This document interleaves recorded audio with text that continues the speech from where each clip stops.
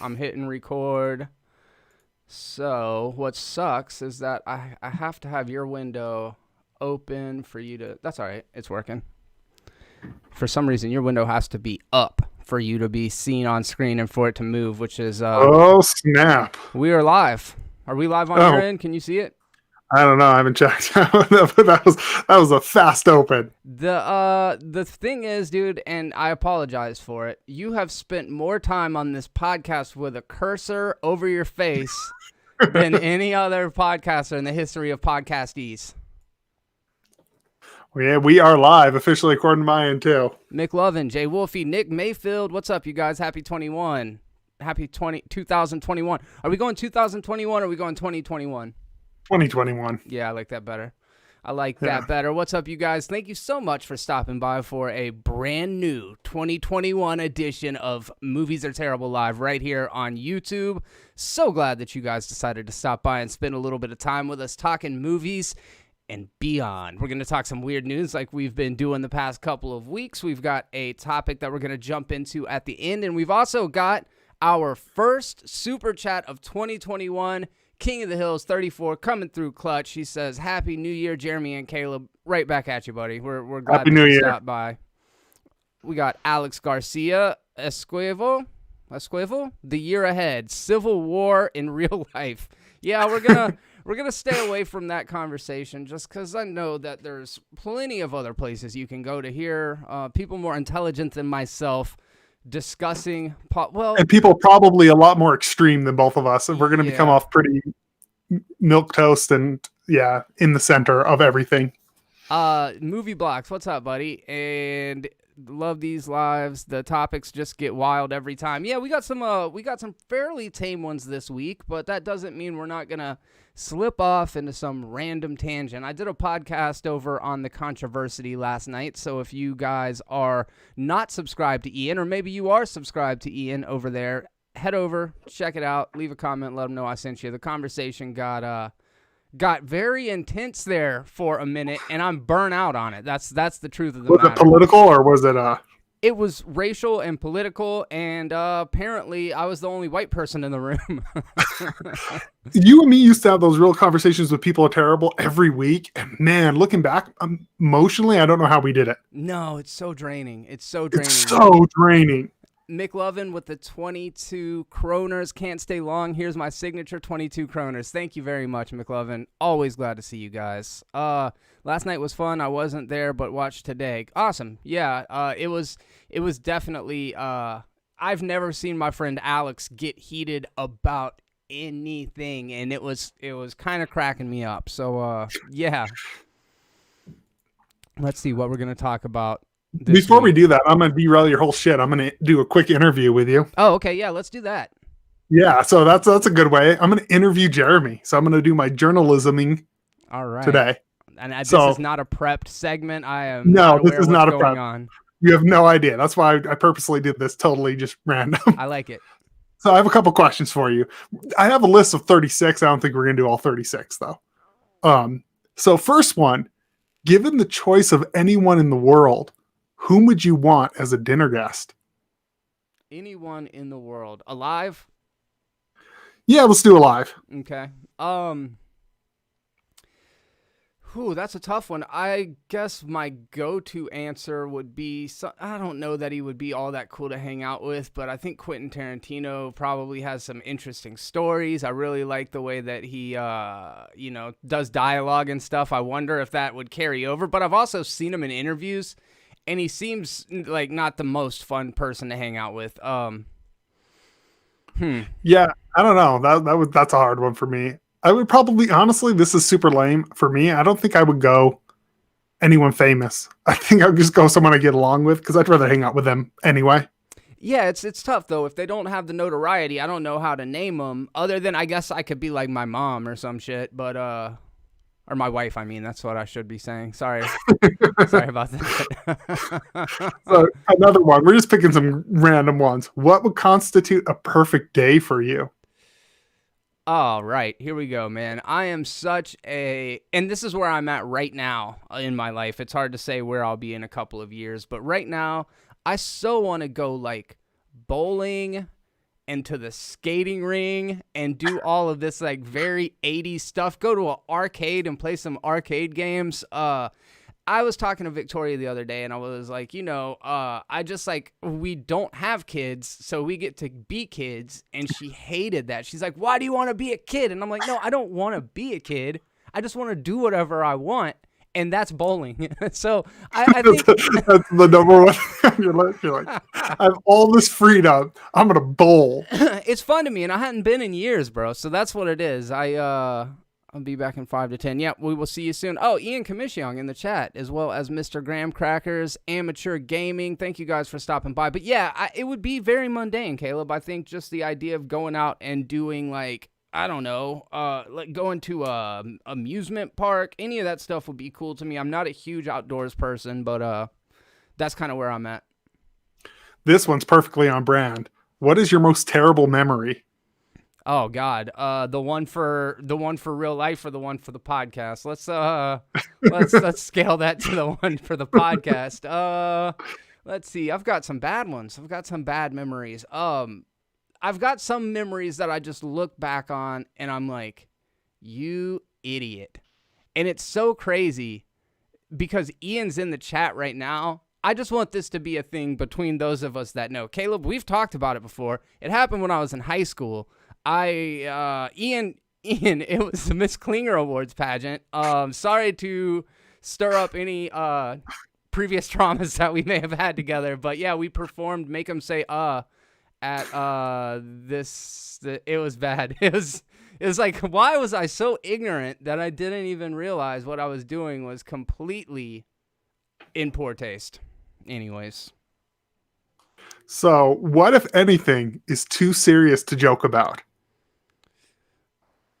Ian, I see you, dude. You know what I'm talking about.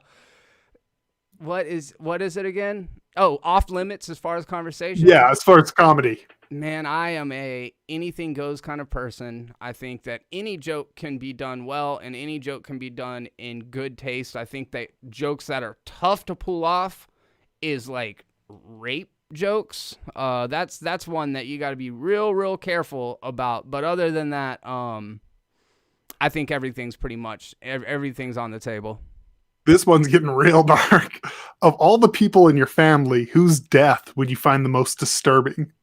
Oh my God, my mom's, dude. I already said that. I mean, my wife is not blood related to me. Obviously, it would be my wife first. You're a fucking loophole. All right, then my wife, man. Fuck you. I ain't letting that shit be out there on the internet. Okay. So, according to the New Yorker, you and me are now in love because these are questions to make people fall in love with you. Oh, good. So that's my interview. There's 36 of them. I'm not going through all 36. No, I appreciate it. Yeah, we were digging up some like deep buried repressed stuff there. So I appreciate that. I hope you guys in the comments section enjoyed that. I like those. I like those little impromptu interview stuff. But it's the new year. I know that we're going to recap some of the stuff we're looking forward to, as well as some of the stuff looking back at the year of 2020. I know lots of people have done that, but you hadn't heard our perspective on it. New Year's resolutions, Caleb. And I don't make New Year's resolutions, but I guess if I were going to, it would be get back to the weight I was a year ago, which was 60 pounds lighter. It's a good one. That's a reasonable one, you know. I mean, there are different schools of thoughts about the whole idea of having to wait till the first of the year, but I do believe that there's something to having a definitive stop date. I think that helps us in our minds. So I also understand though how big of a roll of the dice the kind of people that make New Year's resolutions are. You know, like they are not necessarily the most self-motivated, driven people. They do this thing out of obligation, and they're like, oh my God, I guess I got to figure out something to do. I don't know. Distract, what's up, man? We had a really good conversation last night. I think you contributed greatly to that, and I didn't get a chance to tell you, man, but I think you brought a lot to the conversation. Random Andy's channel. We got a moderator in the house. What's up, buddy? So I stopped smoking cigarettes, and that's why if you've seen me on camera in the past couple of days, in the past week, you've seen me vaping way more than usual. I've cut cigarettes out of my life. I was the last living smoker, a relic of another time. And so I've quit multiple times in the past, but this is the longest I've gone in a substantial amount of time. And then I got the Apple Watch for Christmas, so I'm staying on top of the daily exercise goals. Yeah, I used to have my fitness watch, and that helped a lot when I was losing weight. And I should probably bust it out wherever it is because I'm so sedentary now. It's not healthy. Yeah, it's like I don't even go in, like I don't go hard or anything like that, but I just always make sure I hit the bare minimum every day, and that's more than I did before. There's just that little extra layer of accountability. Yeah, I mean, good for you for stopping smoking, man. That's awesome. I know that's. I mean, I never smoked, but I stopped drinking, which was hard as hell. So I respect it. Yeah, appreciate it, man. And then recently, as far as free time, I know I've been doing some VR gaming. I haven't seen you on there much since the new year started. Yeah, dude, I've been buying a house. That's what my whole life's been. Yeah, no, I get it. I think that's awesome. I'm super proud of you. You and your wife have finally found a place to start the family and to sow your oats, at least for a little while. And I got to see it. I mean, not in person, but I've checked out pictures of it. I think it's an amazing house, dude. So props. Thanks, man. Yeah, for sure. It's a huge purchase. I'm sure you were a little bit going back and forth on it and wondering if you're making the right decision, but I'm sure that's also just a huge part of it. The housing market's so hot, and especially in Denver, it's one of the hottest housing markets in the U.S. You don't even have time to think. You literally walk through and they go, "Do you want it?" Because we just got 5 offers while you were on the phone. So wild. So yeah, we had 19 offers in one day. So yeah. Andy said that's worse than smoking. Don't do it. But I don't remember what we were talking about. Probably the vaping. Oh, okay. Oh, yeah. All right, I see you. I don't know. I haven't met anybody that's died of lung cancer from vaping yet. Granted, nobody's old enough to have died from vaping yet.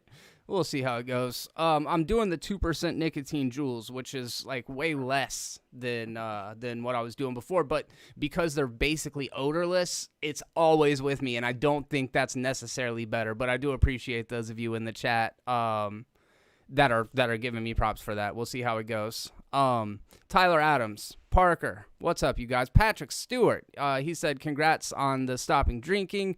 Been sober for 14 years on this end. Gave it up Christmas 2006. Dude, that's awesome, man. Because I was drinking a fifth. I would drink a fifth 3 to 5 nights a week. Oh my God. Yeah, dude, I used to party. That's going hard. Yeah, so yeah, I understand now. So good on you, man, because it's not easy to do. No. So I've given up one bad habit and picked up another. There's a YouTube channel called That Chapter. There's one called Dr. Grande, and there's one called True Crime Recaps. And you know where this is going. They're all true crime YouTube channels with like 20 or 30-minute videos where you just listen to stories about wives murdering their husbands and husbands murdering their wives and parents killing their kids. And it's so weird, bro, because I know I have an addictive personality, because I will be like, I cannot keep watching this. It is affecting my well-being, you know, like it's emotionally exhausting. It's the worst in people. You shouldn't be taking in so much of this crap. After this episode, I'm done. Dude, so my wife loves all that. So my wife's education is in criminology. And she loves all that stuff, like very morbid stuff. I can't watch any of it. Anything, like I can watch the goriest thing for cinema, but real life stories, can't do it. It messes with my mental health. Yeah. Oh, dude, it's so true. And I don't mind macabre stuff. We talk about horror movies all the time. There's just something about the reality of it that I guess maybe people that are fascinated by the criminal psychology, by the mental health aspects of it, I understand why there's value in it. 100%, and it's super, super popular. But for me, I think I've been too close to it in my life to be able to view it from that same detachment as other people. But that might not be true. That's maybe a general overgeneralization. Well, that's I mean, could be me. I mean, you know my history. I've seen people murdered in front of me. I've even had friends die next to me for murder, and so maybe that's what it is. It just triggers too much personal trauma. Like I can't deal with any of that stuff. Yeah, man. Yeah. So I need to cut back on that. If you guys are into true crime, I see Tyler Adams in the chat. What's up, buddy? And Mark McKeever said he quit smoking New Year's Eve and doing pretty good. No relapse. Congratulations, man. Congratulations. We're on this ride together, so we'll be accountability buddies. You make sure to stay on top of that. Yeah, man. It's been an interesting year as far as, I mean, everything goes. We're going to kind of keep this focused, obviously, in the world of entertainment and not talk too much about true crime, but there's this documentary. Yeah, that got real dark. Yeah, always, we start this stuff real depressing. Then we switch gears into the most, mundane or stupid shit you possibly could. And that's why you guys come. I'm sure it's more for the escapism. But there's this documentary on Netflix. It's like this is the second season of it. There's a couple episodes on each, and it's called Song Exploder. Have you heard of that? No, that's the worst name for a show too. Song Exploder? Song Exploder? I think that's what it's called. Why is that such a bad name? It just sounds like a random name generator. Yeah. Song Explorer? I would get it, maybe. Let me make Exploder? sure I'm right.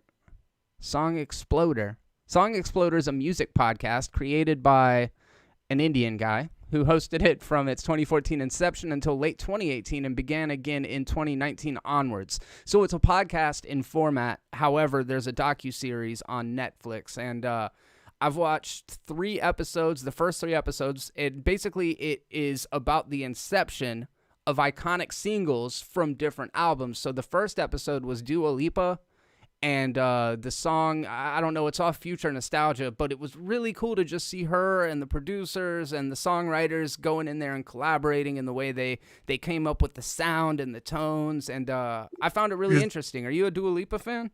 Is that the chick? I don't know song? What that is, bro. I got new something. Maybe. There's my tone off. No, I think you're thinking of Feist. I'm a No, it's okay. I got him, something like that. I don't know. Maybe it is. The one that I know is like, I should have stayed at home, and na. And when you I might get some song. It's good, dude. It's like disco stuff. She does New Rules. It's the worst song ever. It's huge. I mean, good on her. Yeah, New Rules. I guess that's what she says, New Rules. I never knew what she said. I don't know that one. I know I'm a very big fan of the new album. It's actually one of my favorite albums of 2020. So that was the first episode. And then they took it back and they did The Killers. The song was... He doesn't look a thing like Jesus, but he talks like a gentleman. You know that song, When You Were Young? No. It's a good song. It's like very arena rock kind of style, which was different because the first Killers album was more like new wavy indie rock, and then their sophomore album was much more like the kind of stuff you would see people play in stadiums, and that was really cool. And then my favorite, the reason why I brought this up in the first place, is Trent Reznor talking about writing the song Hurt, which is off the Downward Spiral album from like 1994, 1996, way back in the day. And what a cool thing, because David Bowie performed that song, Johnny Cash performed that song, and it's so outside of Nine Inch Nails' regular discography and their regular songwriting that I found it really interesting. And I know you are a songwriter yourself, so I didn't know if it would be something you'd be interested in. It's weird. So I have this weird, as someone who did a lot of music, and you can find even music videos with me out there, I don't listen to music very often anymore. It's weird. I have like this almost like bitter broken artist thing where I'm like, I just don't listen to a lot of music anymore. Yeah, I've been like that in the past several years, and so the way that I've been getting around not really knowing too much new music is listening to a bunch of like lo-fi hip-hop streaming channels, synthwave streaming channels, and glitch hop streaming channels, and I enjoy the musical stuff. Yeah, I think for me, and like I think I'm weirdly bitter. You know what I mean? That like that was my passion of life, and it didn't go the way I wanted. Yeah, I get that. Also, too, I mainly listen to hip hop, and as I'm getting older, so there was a point in my time, which I kind of hinted on at the beginning of this podcast, where I very much lived a quote unquote hip hop rap lifestyle from the hood, all that. Now I'm a guy in his mid 30s with a kid who just bought a house in the burbs next to a golf course. Like, I don't really relate to it anymore. Yeah. Yeah. So now you're going to start listening to lounge jazz. Is that what people in the burbs listen to? I don't fucking know, dude. I've never been to the suburbs. Yeah, I don't know. I don't know what they listen to. Yeah, I don't know, man. I would think it was something like probably Dua Lipa. I don't know what's going on, man. Pop, right? Pop is what people listen to. Yeah. In the burbs, right? Justin Bieber. Yeah, big, yes, big Justin Bieber community. That's all it is. Classical music from now on, says amen. Yeah, 100%. Yeah. That's what we're gonna be opening the shows to from now on. Oh, thank you, Patrick Stewart. He called out one of my songs. I got a couple music videos. I should not say music videos. A couple videos where I perform music on YouTube. Yeah, there was a live that I did when I was down in Wakulla Springs, and I cut out the music part of it because I got a copyright strike. And I'm like, the fact that they knew that's what I was performing is actually probably the most interesting part about all this. Yeah, there's a mixtape. I won't even say the name of my artist name, but there's a mixtape out there with me with 60,000 downloads, 60-something thousand downloads. I'm going to put it in the description. You don't have to say it. Yeah. They're not going to remember what you say anyways. Oh, shit. All right, we'll switch gears. So that's what's going on, personal stuff, Watch Song Exploder. But let's talk about some weird news. There was not a whole lot this week that I saw that was really grabbing my attention. However, this one I feel like is very Gulf Coast, and I think this is a throwback to the heyday of People Are Terrible, and that is that an illegal winery was busted at Alabama Town sewage plant. That sounds like some shitty wine. Yeah, dude, they're doing hooch in that winery. It's Rainsville, Alabama. Sheriff officials say they busted an illegal winery that was operating at a municipal sewage plant in a North Alabama town. They received an anonymous tip about the alcohol operation at a municipal building on Thursday. They then uncovered what's described as a large illegal winery inside the water treatment plant. Ugh. So they had buckets, they had fermenting racks, and other equipment. And I'm trying to find how much wine it was. It's illegal to have more than 15 gallons. Well, I mean, if they're using a sewage treatment plant, they're probably making a ton. They found more than 100 gallons of white and red. They call it liquid. I guess it's kind of a stretch to call it wine, but I don't know. Does that mean they had somebody shipping in grapes? I mean, I know how wine's made, but why do it at a water treatment plant? Yeah, I have no idea. Like, it's funny. There's on the freeway over here, there's a sewage treatment plant, and when you drive by it, it smells like sewage. And so how does that not affect the wine? Because it was sewage treatment or water treatment or both. I mean, they're the same thing. They are the same thing. They are the same thing. They get shit water and they turn it into the stuff I'm drinking right now. No, I don't know. I don't know if that's exactly how it works. That might be the. It's just magic. Version. There's magic elves that take the shit out of our water so we can drink it. Guys, there's a little confusion in the comment section or in the chat. I like random Andy's channel. He said an illegal one. What is this? The 30s or 40s? Yeah, that's a very good point. The reason why it's illegal is operating without a license. The license. Yeah, and doing it at a municipal building. I would imagine you could probably do your bootlegging at home and not get too much grief. But who's the killjoy that called and was like, man, they're making toilet hooch over there. Shut them down. I'd be like, yo, let me get a swig of the white stuff.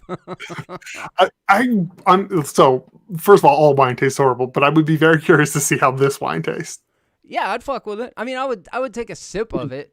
I would try it, yeah. Yeah, unless that residual smell that you're talking about, that waste treatment smell was like clinging to the cork. You know what I mean? It has to cling to if it's just sitting in there fermenting, it would have to cling to it. So all wine is disgusting to you? All wine is disgusting. I like Moscato pretty good. I feel like it's super easy and drinkable, and then I also like Rieslings, but Rieslings are like sweet dessert wine, so I know they're not for everybody. The only thing I've ever been able to drink is like straight, like whiskeys Oh and my straight God. rum. Yeah, I love the straight whiskey. I can't do the straight rum. bourbon. I've drank a bunch of cocktails with rum in it. I feel like white rum is like the best mixer. Yeah, I used to. So white rum, if you mix like silver, Captain Morgan silver with orange soda, it tastes just like a creamsicle, and you can get fucked up beyond belief without even realizing you're getting drunk. Stephen Baker in the chat. What's up, buddy? Glad to see you here. We're doing real well. I'm glad you decided to stop by to spend some time talking toilet hooch with us. Then we're going to go ahead and move on to the next story, and that is, oh, man, the stuff that I love. Caleb, animals, aliens, sharks, oh, my. In Sydney, kangaroos can learn to communicate with humans, similar to how domesticated dogs do, by using their gaze to point to ask for help. That I didn't find this very shocking because I'm assuming a kangaroo is smarter than a dog. I don't know why I'm assuming this. this. Stuff like that, dude? Why do you disrespect dogs so much? Well, because dogs are the devil incarnate. Oh my God. I would assume, I don't know why, in my head, a kangaroo is definitely higher up on the evolutionary chain. I have nothing to base this on, but in my head, that's how it is. Man, you've been drinking too much toilet hooch. Too much toilet hooch. Meliton in the chat. Ban Meliton. Yeah, agreed. This, I don't know, man. I think it's interesting, but you're right. I don't think it's necessarily all of that surprising. Like, if any mammal could look at the thing that they wanted, that wouldn't surprise me very much. Like, if a cow was hungry and it looked over at its food, I mean, is it really communicating, or are we just picking up on its nonverbal cues? I was in my head making it even more impressive. After your breakdown, you're 100% correct. It just looked at something it wanted. You know what I mean? Like, they point to ask for help. You're taking a leap there. They're just looking at it. Yeah. It's like when someone's like, my animal looked at me with love. It looked at you. Yeah, yes, you were correct. It looked at you. You added the love part.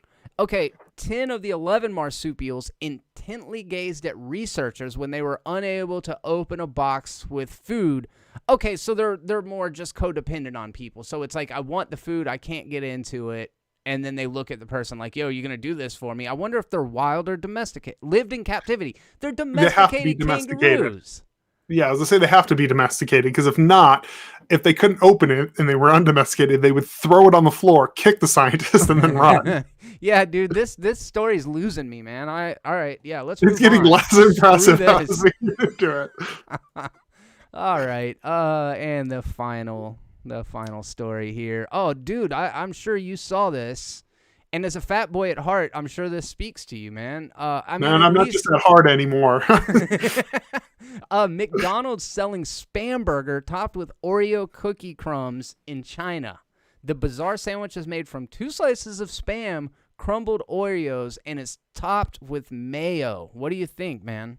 I think it sounds disgusting, and I want to try it so bad. Yeah, dude. We would, if we were in Japan, we'd have to like split one.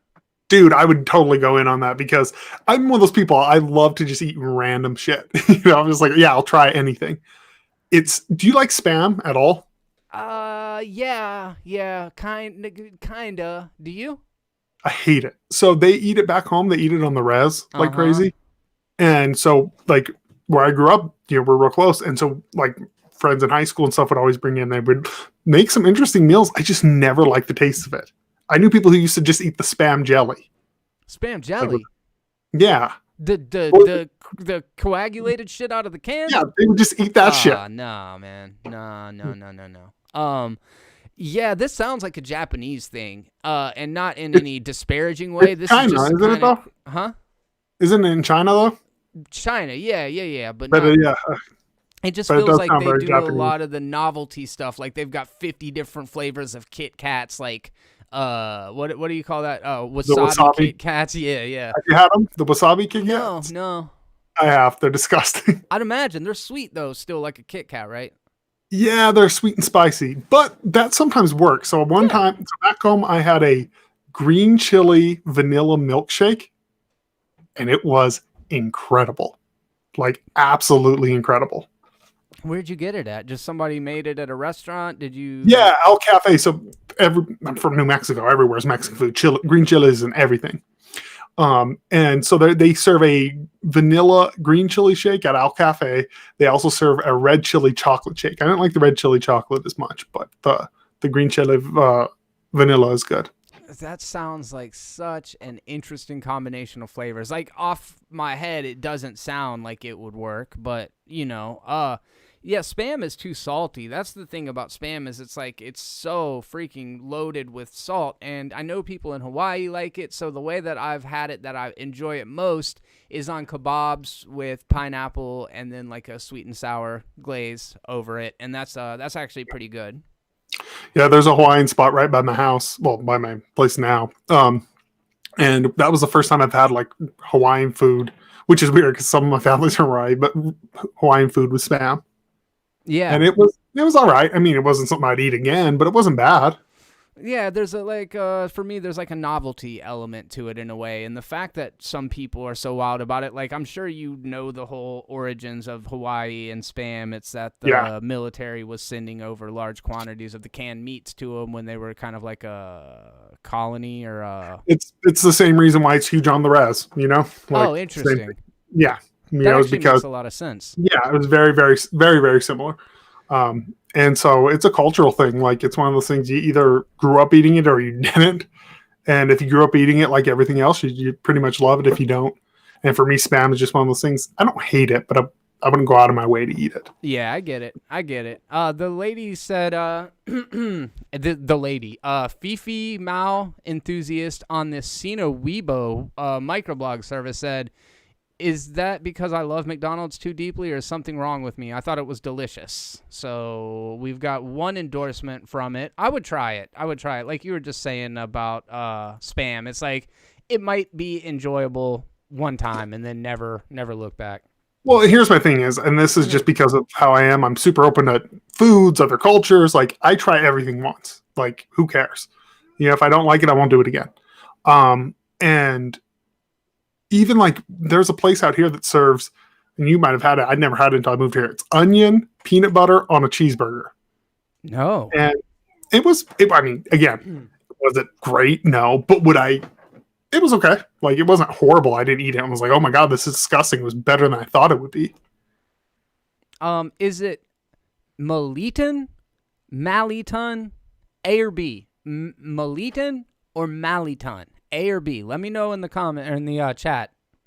Apparently, I'm always mispronouncing his name, and I go back and forth so that if I'm mispronouncing it, at least I'm not doing it 100% of the time. I just throw out different variables of the same thing. I always thought it was Maliton. So Maliton. That's how I thought, but maybe I'm wrong. No, you're right. Thank you, Jay Wolfie. He said B. All right, excellent. So that kind of takes us out of the weird news segment, and we do have a couple of actual King of the Hills. Get out of here with that. Jay Wolfie, y'all did me dirty. All of y'all suck. They're intentionally fucking with me, and I kind of dig it. I kind of love it. Maliton. I got it. You need to really drag out the E every time. Elliot. It's okay. So movie news. Wonder Woman 84 came out. Did you watch it? Hell no, I didn't watch it. Why would I watch that movie? Because it's amazing. No, it isn't. I already know it isn't. I knew it wasn't going to be amazing the second I heard she was directing it alone. I called it. I was like, this movie's going to be bad. See, for me, and I think that's valid, as you mentioned to me, and I didn't remember it, but it was Zack Snyder that directed the No Man's Land scene with Patty Jenkins in the original movie. Yeah, and set photos don't look as much like with as he just took over. You know? I can see that. It was definitely a very Snyder-esque scene. It's a straight up Snyder scene. So's also the horrible ending. Like, to be fair, of the first Wonder Woman is a straight up Snyder scene. But you take the good with the bad. And she always said she wanted to do Richard Donner's Superman. you know, Yeah, and that's basically what this is. That's basically okay. what this is. And I can understand why people would appreciate the buoyant, lighter tone, the vibrant color palette, the 80s-ness of it, the kind of love story. Like it's a female-centric superhero movie, and I think that's wonderful. I'm glad that there is something out there for everybody. And I don't want to just be another But critic that just piles on to how bad it was. here's my thing, and I've heard this kind of what you said. Well, hey, it's a movie made for women. Here's the thing: is like a woman can like a serious adult movie too. You know, Oh yeah, like yeah. I'm not saying that you're saying that, but that's sometimes I hate when people go, "Oh, we're making it for women." You're like, you know, like my wife loves dark, serious, gritty films. Like she hates like comic booky, jokey films. Like the second there's a joke in a movie, she's like, I'm done. You know, and so I just think it's a weird thing. It definitely seen from the clips, and this is talking completely from a place of ignorance, like Superman, the original Superman. Yeah. Yeah, I mean that's what I think it's going for, and it might succeed at that.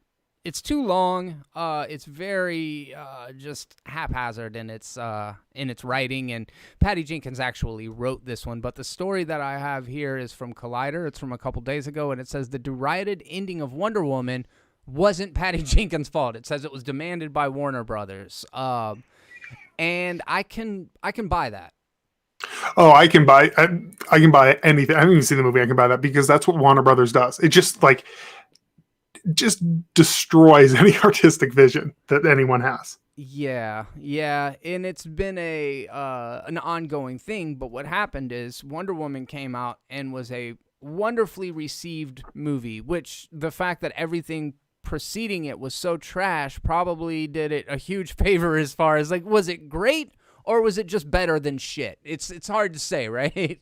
I think it was a step. Personally, I think it was a huge step down from BVS. Oh man, I figured you would say something like that. Drastic step down. I don't know. I feel like it was basically BVS. I mean, the ending, the third act is the same in both of those movies. I would agree with that. The difference is BVS at least a little bit more know what it wanted to be.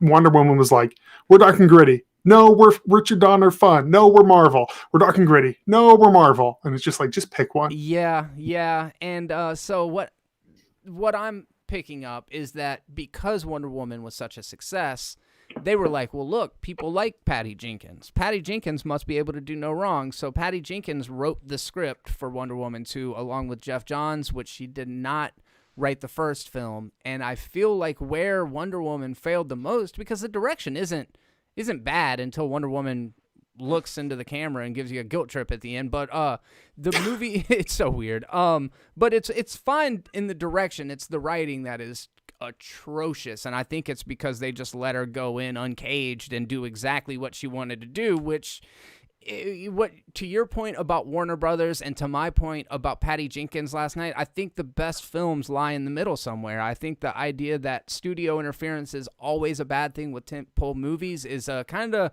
simplistic view of it. What do you think about that? No, I agree. Even though I don't like the Marvel movies, the thing that's smart that Marvel does in comparison to DC, I don't think Marvel gives very much artistic freedom.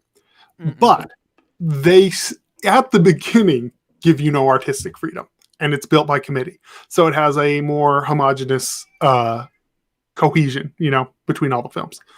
What DC does and WB does that's dumb is they go, yeah, go out and be artistic freedom. Then halfway through, they're like, no, don't be that. Like, don't do what you want. We're going to change everything. Yeah. And it's weird. Either let Zack Snyder just be crazy, unhinged Zack Snyder, or get a different director. Or tell him from the beginning, here's the parameters, stay within these. Don't let him record and then change everything. And that just seems what they do is they do it, they screen and test it to death and then try to fix everything that's wrong. Yeah, you can only do so much in post-production, and I feel like Suicide Squad's a really prime example of trying to take something that was meant to be one way and then completely flipping it, Letting the people who cut the trailer edit the entire movie. Yeah, what a crazy decision that was. But I do. Crazy concept. I agree with you, man. I think fundamentally that, alternately, to Todd Phillips, of all people, was allowed to just go in there and make the Joker and make this really good, introspective, kind of low-key freaking... I don't even know if you can't call it a superhero movie. There's not a hero in sight in that movie, but I think it's interesting that he would be the guy that they're like, oh, no, he's got this. And for me personally, that is the best DC movie of all time. I'm talking ever. Christopher Reeves, all of them. That is the best DC movie ever for me personally. Is Joker. Huh. I can dig it. As I'm sitting here thinking about it, I mean, what could really compete with it other than the Dark Knight trilogy? There's not really anything. So then it's like, okay, is Joker better than Dark Knight and Batman Begins? I think I like Batman Begins the most of all of them. I know you're about to say the opposite. Yeah, I would say Dark Knight's the only good one in that whole trilogy. But yeah, I actually don't like Batman Begins at all, actually. Man, that shit's cool.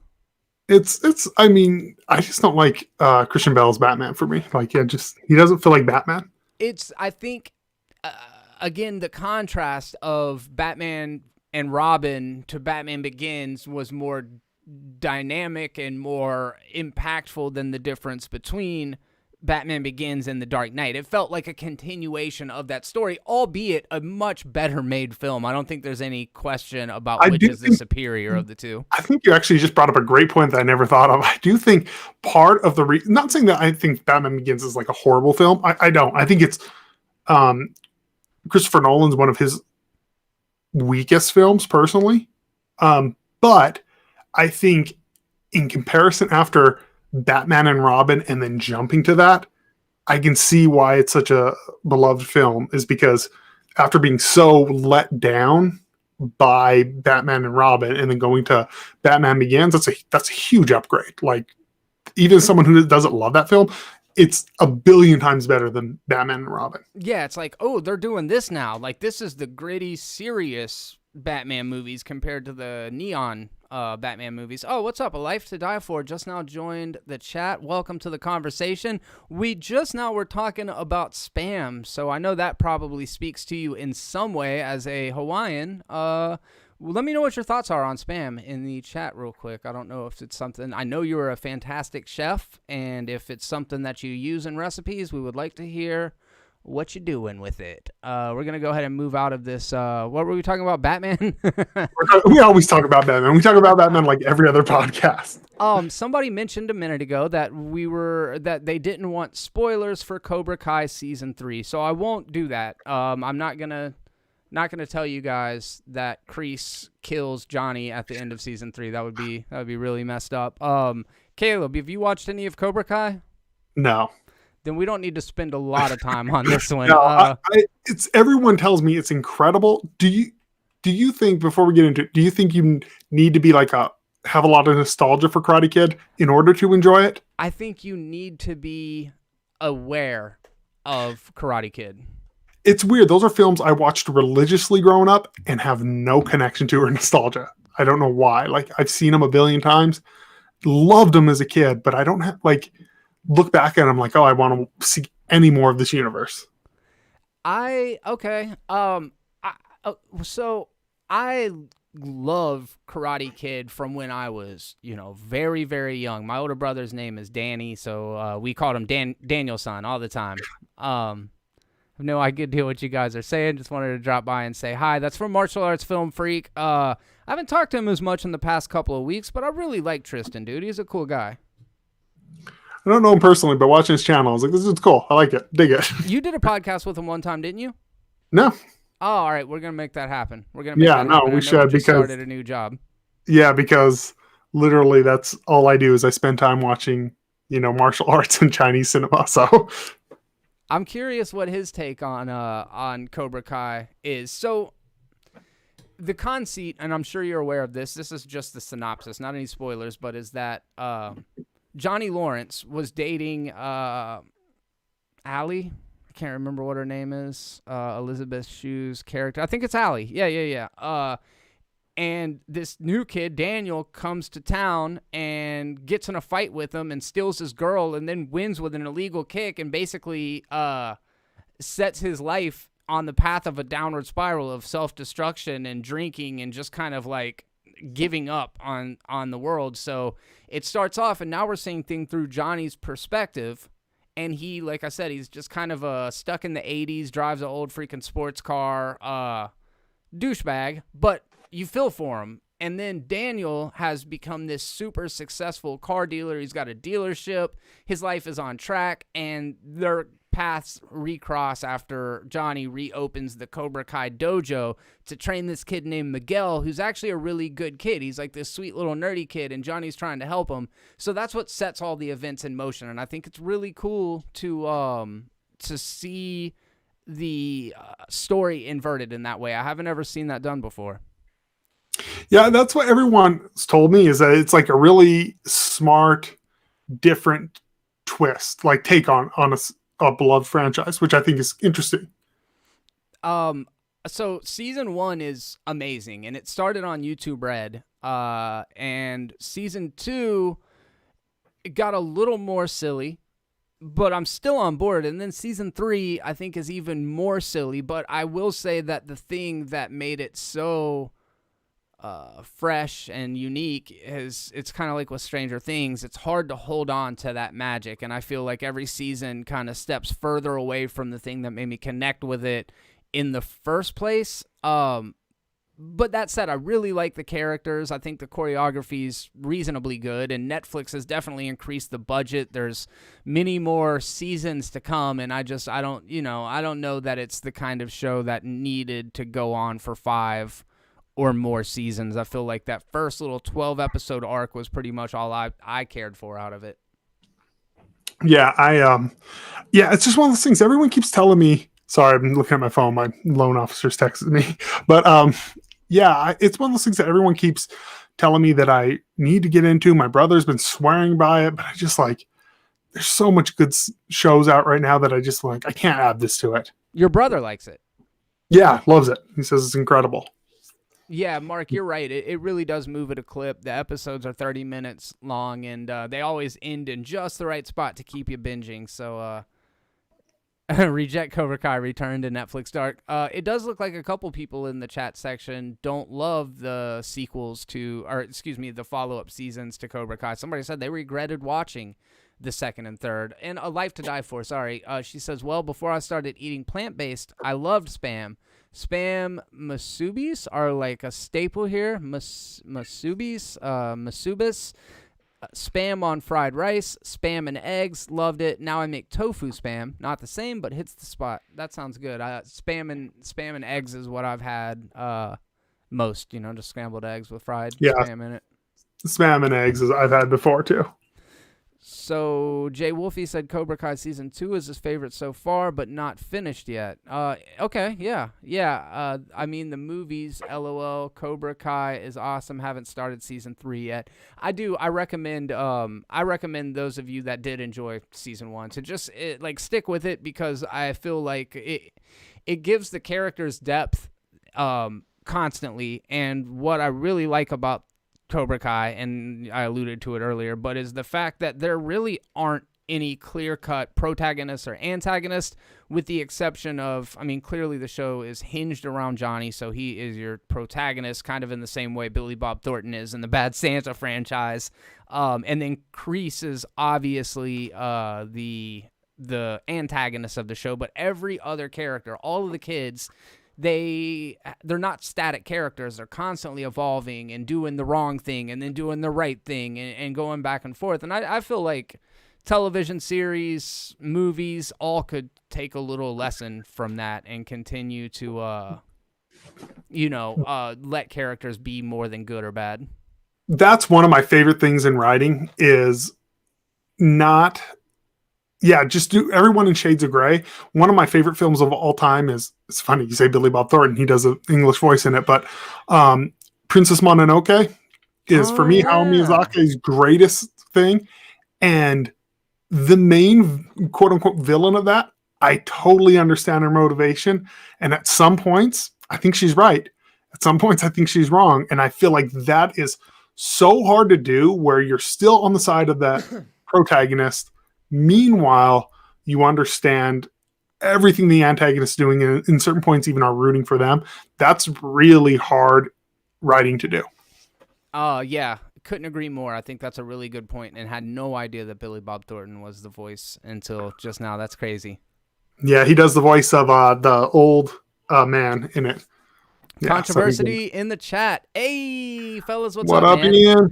We were just now talking about the podcast that we did last night over on your channel. I told everybody to head over there and check that out. So, pay me. Have you been watching anything else good? Everybody keeps telling me to watch Dark, and if they keep it up, I'm not gonna do I just keep watching it. I've been watching Sweet Home on Netflix. Oh yeah, you told me a little bit about this. So what's going on with that? Is incredible. So it's a South Korean show. It's essentially a zombie film, but they don't turn into zombies. They turn into monsters. So every creature in it is completely different looking. Some practical effects, some visual effects, computer visual effects. And it's typical zombie making film where they're like all these personalities. It's an apartment complex, so it's all these different personalities stuck in an apartment complex while literally the world's ending. It's like the rapture and everyone's turning into monsters outside. And it's campy at some point in times. It also does a thing that I personally love that like anime does as well, where it's almost like melodramatic and you're like, it's kind of a little over the top. Yeah, I love that. I love some good melodrama, but it's really interesting cast of characters, really cool monster designs. And I have 2 episodes left and I've stopped watching, not because I'm not curious, because I'm like, I just want to drag this experience out a little bit longer because I love it so much. It might be my favorite Netflix show. I am very intrigued and I've passed by it a couple times. So it sounds like I need to watch that, and it sounds like I need to watch Dark. Just watch the trailer for Sweet Home. I don't know if you've watched the trailer yet. If you're not convinced to watch the trailer after that, then don't watch it because the trailer is perfect. It captures the attitude of it. All right. Perfect. I do like this. The way that you talk about it, it sounds like something that I would really enjoy. As a horror fan, I would be shocked if you didn't love it because it's just crazy monsters and blood and gore and yeah, it's all of that stuff. All right. Well, there we go. That's 2 recommendations for me to look into. So I don't know if these are tough if you didn't have a minute to look at it ahead of time and didn't have a chance to compile a list, but I do want to just talk about some of the standouts from this week. From this previous year. I came up with a couple in multiple different categories, and you don't have to throw out a bunch, but just kind of we'll take the temp on some of the things that both of us dug over the years. So games for me, and these aren't even necessarily things that came out this year, but things that I've been playing because I just got the Oculus Quest. I've been playing a lot of Beat Saber. Oh, and while we're on that subject, fucking Holden, dude. He put out a video yesterday of him smoking my high scores on the game. He's like, I just got a notification saying Jeremy beat my high score in Beat Saber because apparently that's a thing. So I'm going to beat all his high scores. And I'm like, you fucking dude, now I've got to practice and get good so that I can turn around and smoke you. And I've got other things that I want to do, man. No, I hadn't been needing to play Beat Saber. I played like a couple of levels. I love it. It's incredible. I'm decent at it. I don't know. I have no point of comparison. I'm always like 100,000 plus on score. Oh, wow. But I don't know if that's good or bad. I have no comparison because I don't look at other people's scores. But yeah, it's super fun. And man, it made me realize I'm in horrible shape because sometimes I'm one of those people too. I purposely force myself to like get into it because I want to like get a little more workout. And man, I'm in horrible shape because I get winded sometimes. No, he was not joking. He was extremely serious, and I am seriously mad about it. And we are not joking at all. Oh my God, excuse me. So the other that I've been playing a bunch is called Drop Dead, and it is a first-person zombie shooter. Oh my God, dude, that is so embarrassing. Did you guys see that? I just when I coughed, I like had a little something hit my lip there. Oh, nice. Yeah. Not saliva either. You know what I'm talking about? Like No, phlegm. you had a bug come out? Yeah. It was like a big chest bug. Oh, a chest bug. um.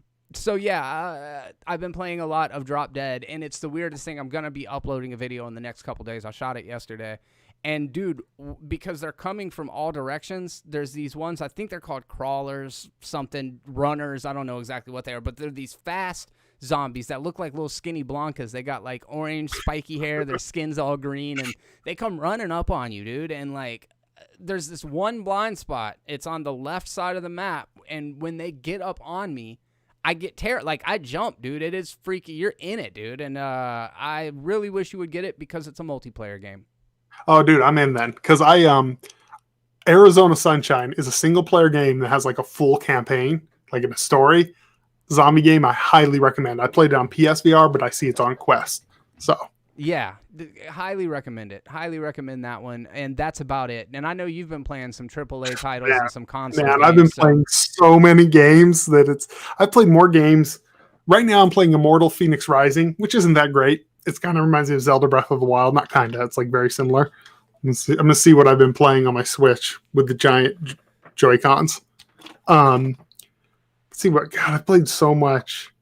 My number one is easy for this year. My number one, hands down, game of the year for me is Ghost of Tsushima. Yes. Hands down, not even close. I really enjoyed Last of Us 2. I did have some issues surrounding the pacing of it. I think one of the character designs, and I know you can't say it, is ridiculous how built this girl is. It looks weird. Even my wife was like, oh, this chick looks weird. What's going on with her? Not that I think built women look weird. Do you? It just, they did a voice actor's head. They scanned one head and then one body so they scanned two different people and Mr. Potato Head her together, and you can just tell. So that's one of my minor complaints. I don't know. Yeah, and everyone now, it's because everything's political. If you criticize her design at all, you're a sexist. Yeah. Granted, there are the sexists out there who are criticizing the design, but you can't have any moderate discussion. Yeah, so I love Last of Us 2.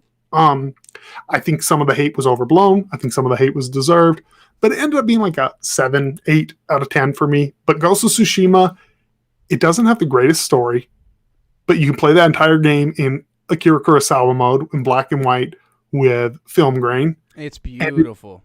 Oh, dude, it just feels so good to play, too. Like, it's one of those games when you get your hands on it, you're just like, it's a good game. Sometimes games forget to be games. They end up being movies. It is just a good game. This game didn't come out this year, but Innocent, A Plague's Tale Innocence, something like that. It's a stealth/horror game set during the bubonic plague, and there are rats everywhere, and I really, really enjoyed that one. I had a great time with it.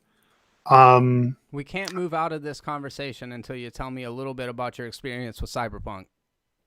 Oh, yeah, because we haven't talked since I played Cyberpunk. So Cyberpunk was a game I had zero hype for. I thought I saw the demos, and I'm like, you guys are freaking out if you think this game's going to be incredible. It's not what they're saying it is. I could just see because I have eyes and I watched the demo. Then my daughter ordered it because it was on the PlayStation Store, and she loves to play with the controller. All of a sudden, I look up and I see Cyberpunk's downloading. So my daughter ordered a $60 game for me. Nice. Good call. So I ended up playing it. To my surprise, was super drawn into the world, super drawn into the story. It is nothing revolutionary, and all these defenders are like, it's such a next-gen game. No, there are next-gen games out there. Red Dead 2 felt like a next-gen game. This doesn't do anything groundbreaking. Super fun world, very good world building. However, the world feels like you're behind a pane of glass. You just can't interact with it. There's really nothing to do in this beautiful world. Which is fascinating because they marketed it as being this completely open world game, and when you say it didn't do anything original, and this is only through me seeing other people play it, I actually haven't played it, but it felt to me what it did that was different than other games is it took many RPG elements and almost like a closed off world that would let you in on certain parts of it, but not open world game. Yeah, to me, even when people say it's an RPG, I think it's a very mild RPG. It's an RPG in the same way that Assassin's Creed is now an RPG. Assassin's Really? Creed has a skill tree. You can level up. In fact, I would say Assassin's Creed now is more of an RPG than Cyberpunk. Mm.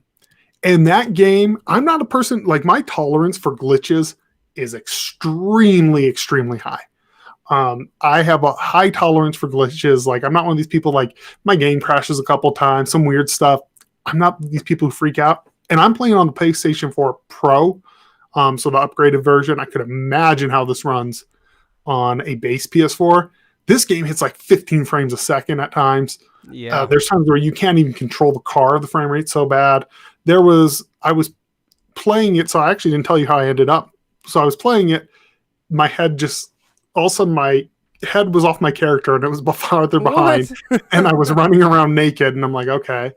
And then I loaded up a save. It changed it took away all my inventory. And I was now a chick. Ouch. Which I created my character a guy. Then I loaded up the save again the next day. All my stuff was back. Then after the latest patch, I was like, okay, cool. I'm going to give it a shot. Played about 2 hours. It crashed on me and corrupted my save. So now I've lost all progress. Aw, damn. That's brutal.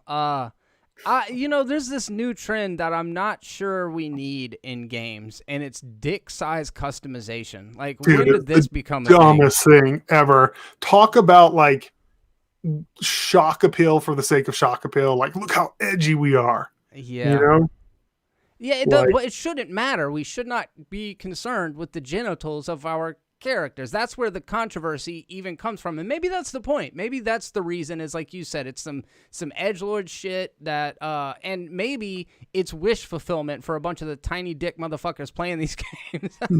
Here's my thing. It's like, dude, it would make sense if I still wouldn't get it, but at least would make sense if you then in the game when you're playing, it would show you naked.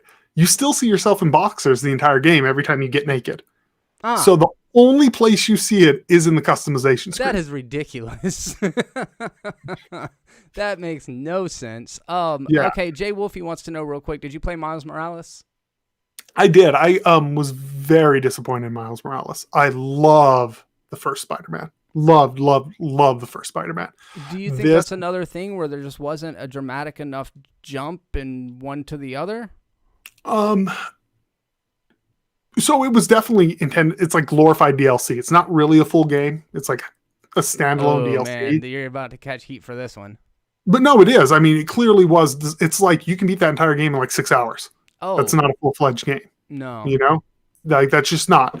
I think every part where Miles Morales was Miles Morales, it was incredible. Every part where he was Spider-Man, the story suffered. He is such an interesting character as a person. I don't feel like they balanced that very well. Interesting. It was fun. It was totally a game that I will forget. I anticipate Spider-Man 2 to be much better when they do a full-fledged game. Yeah, no, you can beat that game in like 2 days easily, you know, and I mean, maybe 8 hours like of gameplay, 15 if you're clearing the entire map, maybe. It just, to me, the price wasn't worth what you got out of the package. It just wasn't. Yeah, I haven't seen anybody play that one, so I don't really have a take on that one. But I really do love the way that you know, console gaming is going. I just I had a call to make. Am I going to do the Oculus or am I going to do the new gen console? And obviously the Oculus is a little cheaper. You wouldn't have found a new gen anyway. Yeah, right, for a while, and that definitely did you know, help inform my decision. But the one thing about VR, for better or worse, is that it is such an immersive experience that there's no such thing as passively playing VR. Yeah, you can't so I'm playing Immortal Phoenix Rising. It's, like I said, not great, but it's my game that I like put on while my wife's watching a movie. I put it on. Or I listen to a podcast. You're not going to be doing that in VR. No. That being said, I do feel like VR is the best form of gaming out now. Oh, wow. Well, that's good to hear because I'm definitely enjoying it. I was playing a horror game called Dread Halls.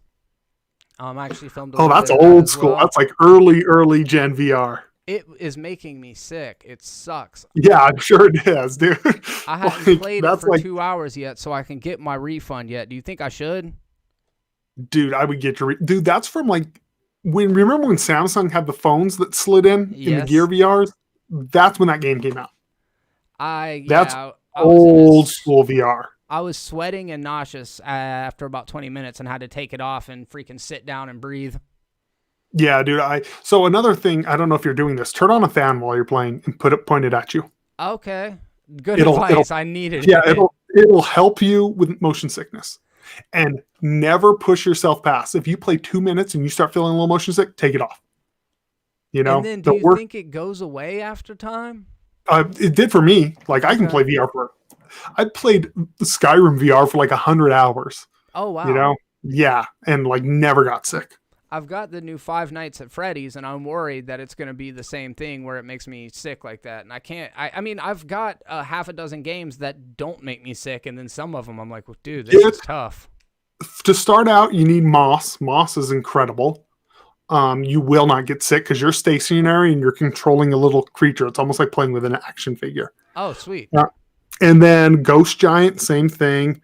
I'll send you a list of games that are like that just not first person, which you don't think would be incredible. Some of the best experiences I've had in VR are third person games where you're looking down at a character. I didn't even realize that was a thing. I didn't realize that there were those kind of games. Yeah, it's Moss is incredible. So you're a character and there's a little mouse with a sword, so you control yourself. So like you have to open a door for him, but you're also controlling the mouse, and like she will fight creatures, so you control her and have her attack while you're doing other things. Super cool game. That is cool. You know, the one that made me the most sick was Half and Half when we were playing the glider soccer. Oh man. Dude, that's even for me. Like I got my VR legs good. That kind of got me sick after that. Well, I'm like spinning around in circles in the middle of the freaking living room trying to find this ball. It was too much, man. Too much. It's not 360 degrees. It's like whatever full sphere is, you know? Dude, it's like you're looking down, then up and spinning. Dude, I'm so excited about getting in my house because I won't punch the ceilings. I can't tell you how many times I've punched our ceiling here because I'm so tall. And then like I'll be climbing a ladder and not think, and I'll just punch the crap out of our ceiling. Yeah, I whacked the wall with my controller yesterday, turning around to shoot a zombie. It's cool, man. It really is. It's fun, and I've been gaming for a long time. And to me, I guess we talk about contrast. We've mentioned it a couple times in this show. I guess to see the evolution of gaming and to remember hearing about the potential of VR in the early 1990s and then to see it finally get to a place where it's starting to feel like they're realizing the potential, I think is really amazing. I was going to sell my PlayStation VR just because when we move, I don't want like cords everywhere. So I was going to sell it because I'm like, I just want my entertainment system way more clean. And I'm like, realistically, I'm not going to use it that much because of the convenience. I think PSVR games are better a lot of times, but I got to plug in all these cords. I got to find, it's a 30-minute setup process. Where I was like, now that I got the Quest, it's plug and go. That fits my life better. So I went to GameStop. I was trading in my PSVR. I was trading in like 3 games, the gun that comes with PSVR, 2 Move controllers, and a couple of Switch accessories. And they're like, in-store credit will give you $160, which I was like, nah, maybe. But I was like, I don't want credit. I don't buy physical games. I was like, no, I'll get cash. They're like, well, cash, we'll give you $35. Oh. I was like, yeah, I'll keep it and put it in a closet for $35. Dude, I hate to keep coming back to it, but that fucking Holden guy, dude. Oh my God. What's up, Holden? Holden's in the chat. His ears must have been burning, dude. I am so angry about that. And Jay Wolfie, dude, come on. He says, all hail the Beat Saber King, Holden. Jeremy, you suck. Now I'm going to try to beat both of your records on Beat Saber just to do it now. Nah, dude. Nah, we're good. I'm good. Beat his fucking score. I guess I need to be friends with him first. Oh, dude. It's great. I think it's fun. thought it was good though. That's the thing. That's what really hurts. You're really offended by this. You're really traumatized. Oh, dude, it stung a little. I didn't know. I didn't know that we could see each other's high scores. That's all I'm I didn't saying. know either. I'm gonna look at it. I think I might have my thing set to like private. I need to update that so you can see mine because I have no idea. Yeah, I'm just playing the campaign right now. I just beat the campaign a couple of days ago, and I think there's like 40 levels, and they recycle several of the songs, but obviously they get more difficult as you go along. It's very, very fun, and it's honestly how I get a bunch of my fitness goals met every day. I'm sure, dude. Like I'm shocked how there's another game, a boxing game, not Creed, but another one that people say like really kicks your ass and like you will lose weight doing it. So I want to try that one. Yeah, I've been looking for like fitness games. It doesn't seem that there's a bunch of them, but there are a lot of games like Beat Saber, like Synth Rider, I believe is what it's called, and it seems very similar in concept.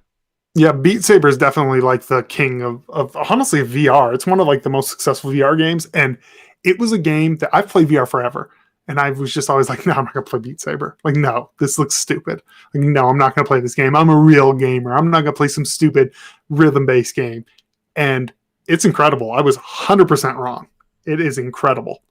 No, Holden, I'm not upset. It's a running gag over here. A bit. Yeah. Yeah, no, I really enjoy it. Shit talking is probably one of my favorite things to do, and Caleb can yeah, absolutely. Oh man.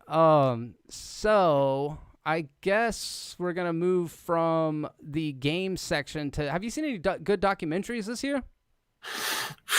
I don't think so. I don't know if it's kind of like a year where I literally want pure escapism. So I don't think I've watched any documentaries. Maybe one or two, but I don't think so. So McMillions, I think you saw McMillions. Oh yeah, I didn't like McMillions. I know everyone did. I watched about half of it, and it was too drawn out. The problem with a lot of the HBO documentaries, they just drag them out. You're like, give me 2 episodes. I don't need 10 about the McMillions scandal. High Score on Netflix. I did watch High Score. And? I liked it. It was good.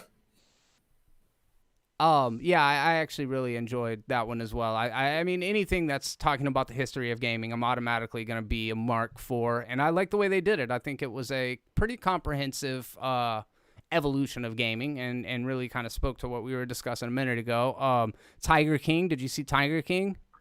That was this year. Man, this is the longest year ever. It really is. I was thinking Tiger King was last year. I was thinking it was 2019.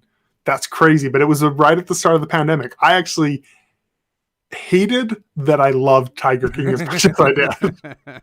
Yeah, dude, there was such a it was such a moment that I didn't want to like it. And no, I was just like, no. Oh, this is wild. This is wild. And it was perfect timing. Oh, I did watch a good documentary. Wild Country is the best documentary I've watched all year on Netflix. Which one? Wild Country. It's about a cult. It was about a cult up in Oregon that like literally took over a town. They went and started just buying up this whole town. And they started like, well, I won't spoil it. It gets crazy what these people did. It was like in the 80s or 70s or 60s, actually, now I think about it. I've seen the poster or whatever, the image for it scrolling through. So that sounds like one that I would like to check out for sure. You know, it's for me, yeah, easily my number one documentary. I was just glued to the screen. Freaking controversy coming through clutch with the $5 super chat. You're a decent shit talker. Thank you, brother. I appreciate that. And yeah, me and Ian enjoy cutting it up as well. There's a thing though, man. I can't believe I got to be the motherfucker to tell you all this. If Ian calls me a bitch one more motherfucking time on a stream, I am going to come through it and fucking kick him in the nuts. Is this like prison rules? You don't call another man a bitch? You can't call a man a bitch. That shit is so disrespectful, dude. You call me a lot of things. Were you being a bitch in all fairness? I mean, he would probably say no, but I say it doesn't matter. It doesn't matter. I could have been being the biggest bitch in the world, and you can't fucking call me that. Not if you're on being your a show, little bit dude. of a bitch, I'm taking the inside. If you're being a bitch, you can be called a bitch. Nah, man. That's not how that works. If I'm being a bitch and I get my feelings, call me a bitch, please. Nah, we were doing a real debates. I gotta argue the motherfucker. You can call me a motherfucker all you want to. That's fine. It's whatever. It's whatever. All my friends are assholes. I'm fucking around. Asshole. Even that acceptable. Call me an asshole. That's fine. But those are two different words. Those are two different meanings. You can be an asshole, but being a bitch is a different thing. So you can't call them. And I think sometimes people are bitches. I've been a bitch before. Yeah, that's true. No, but doesn't that sting when I say that? What if I was like, yeah, dude, you are a bitch? If I'm being a bitch, you can say it. Also, it's weird that bitch for a man and bitch for a woman are completely different meanings. Yeah. Oh, dude, for sure. For sure. Like, I don't know, man. I don't appreciate it. Holden saw the Fyre Fest documentaries, and I'm not sure if those were this year either, but either way, they were both really good. And even though they covered the same exact material, they did it from completely different perspectives, and I actually like both of those. And Caleb, I feel like we talked about those at one point. I think we definitely talked about them because you were the one you were telling me to watch them forever. I watched them this year, but I think you watched them last year, maybe. Holden coming through clutch with the $5 super chat. Here's $5 for Beat Saber lessons. All right, cool. Nice. I'm getting them, dude. Me and Holden played for a little bit yesterday, and what's crazy, dude, and it is what it is. I will get like a 250 combo. I won't miss one. I think the man is just, it's all in the wrist. It's all in the wrist. You get more points for the harder you swing too, right? No, I didn't know that. I was trying to figure out how you get higher points for each of them. I knew there was some sort of method to it. Yeah, that's how. Just the harder you hit it, you do get more points. I think so, but I'm pretty sure. Yeah, I'm gonna have to keep trying it out. The controversy coming through. Clutch, $2 super chat. Holden, stop dodging me. Let's collab. Oh, I see you, bro. That was slick. I usually that's good. Holden, you've been taken to task, sir. Answer the call. It was $2. You can get some serious Beat Saber lessons for that. For $2. I don't know how things work, man. I don't know money. Song Exploder, which I mentioned a little bit ago, that one's definitely cool, definitely worth checking out. And then this one is kind of a stretch to call it a documentary, but I think I may have mentioned it to you, Caleb. It's called How To with John Wilson on HBO Max. You told me about it, but I haven't watched. I don't even remember what it's about. It's like a 6-part miniseries, and it's about a New Yorker, like a kind of younger hipster filmmaker, and he explores concepts like the pilot was about like how to have casual conversations with strangers, and how like you want to open up and be approachable, but you don't want to like overshare. And it's all done with like this really quirky alt comic sensibility. It's produced by Nathan Fielder from Nathan For You, which is also one of my favorite kind of mock documentary series. Did you ever see any of Nathan For You? No, I've never even heard of it. It's really good. It's really good, man. Let's see. It's on HBO Max, and wait. Which one was I just now talking? Oh yeah, Nathan For You. He goes to suffering businesses and gives them ridiculous ideas. Like there's an ice cream shop that wasn't doing very well, so his idea was create poo-poo flavored ice cream because it's sensational and people will come for the poo flavored ice cream and they're gonna stay for the vanilla or whatever. So like, or he had a real estate agent who he had get certified as like a paranormal investigator, so she would sell the houses as if they were haunted. That's pretty amazing funny stuff, man. Yeah. Big fan of that. But just like very dry, deadpan sense of humor that I found interesting and super funny. But so yeah, that's some documentaries. We just talked about music a little bit ago. Is there anything that came out this year that you care about? Music-wise? Mm-hmm. I'm sure there's stuff, but like I just honestly haven't been listening to a lot. But yeah, Wolfie, I'm subscribed to I'm Alex and Will and E and James Marriott, a couple of those British commentary guys. Cool. sorry, Caleb, my bad. Okay, that's fair, and I totally can relate. I had to go through the list and look at the ones that have been hitting me, hitting my radar lately. And as I mentioned, Dua Lipa, Future Nostalgia is a good one.